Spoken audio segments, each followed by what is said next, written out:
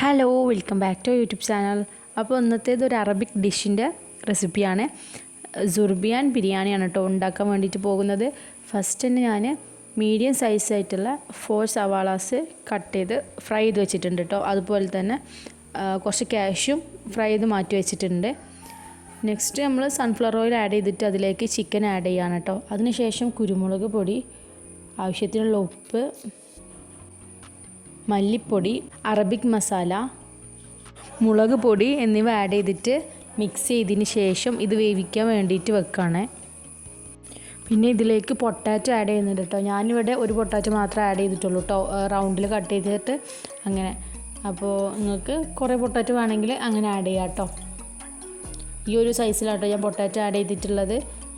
അതിന് ശേഷം പൊടി വെച്ചിട്ട് വേവിക്കണം കേട്ടോ. അപ്പോൾ ഫ്രൈ ചെയ്ത് വെച്ചിട്ടുള്ള സവാള മിക്സി ജാറിലേക്ക് ആഡ് ചെയ്തിട്ടുണ്ട് കേട്ടോ. പിന്നെ വെളുത്തുള്ളി, ഇഞ്ചി, പിന്നെ ഒരു കപ്പ് തൈര് ആഡ് ചെയ്തിട്ട് നല്ല രീതിക്ക് മിക്സ് ആക്കിയിട്ടെടുക്കണം കേട്ടോ. നല്ല പേസ്റ്റ് ആക്കണം. പകുതി സവാള മാത്രമേ ആഡ് ചെയ്തിട്ടുള്ളൂ, ഉപ്പ് ആഡ് ചെയ്തിട്ടുണ്ട് കേട്ടോ.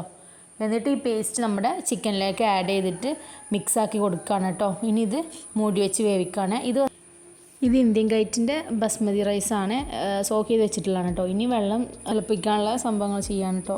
വെള്ളത്തിലേക്ക് കുറച്ച് ഏലക്ക, ഗ്രാമ്പു, പട്ട, കുറച്ച് ഓയിൽ, ഉപ്പ് ഇട്ടിട്ടുണ്ട് കേട്ടോ. പിന്നെ അതിൽ റൈസ് വേവിച്ചെടുത്തിട്ടുണ്ട്. ഇനി നമ്മുടെ വെന്തിട്ടുള്ള ചിക്കനിലേക്ക് വേവിച്ച് വെച്ചിട്ടുള്ള റൈസ് ആഡ് ചെയ്യണം കേട്ടോ. ഇത് നമ്മൾ ദമ്മിങ് പരിപാടിയാണ്.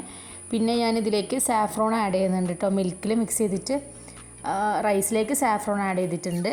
എന്നിട്ട് നമ്മൾ ഫ്രൈ ആക്കി മാറ്റി വെച്ചിട്ടുള്ള ബാക്കി സവാളയില്ലേ അതും അതുപോലെ ക്യാഷ്യും കാര്യങ്ങളൊക്കെ ആഡ് ചെയ്യുക. പിന്നെ മല്ലിയില, പുതിനയില ആഡ് ചെയ്യുന്നുണ്ട്.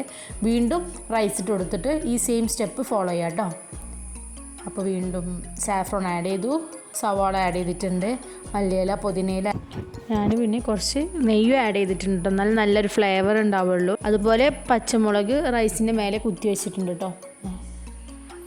ഗീ ആഡ് ചെയ്തിട്ടുണ്ട്. അപ്പോൾ ഇത്രേ ഉള്ളൂ കേട്ടോ. ദമ്മ ഇത് 10 മിനിറ്റ് വെക്കുക. നല്ല ടേസ്റ്റാണ്. മസ്റ്റ് ട്രൈ ചെയ്യണം. എല്ലാവരും ട്രൈ ചെയ്ത് നോക്ക് കേട്ടോ. ബൈ.